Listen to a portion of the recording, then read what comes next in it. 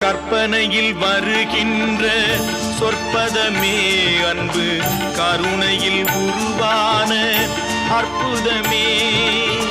கற்பனையில் வருகின்ற சொற்பதமே அன்பு, கருணையில் உருவான அற்புதமே.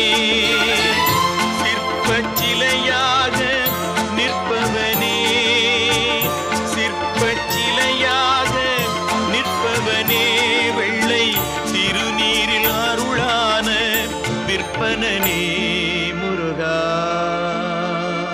முருகா.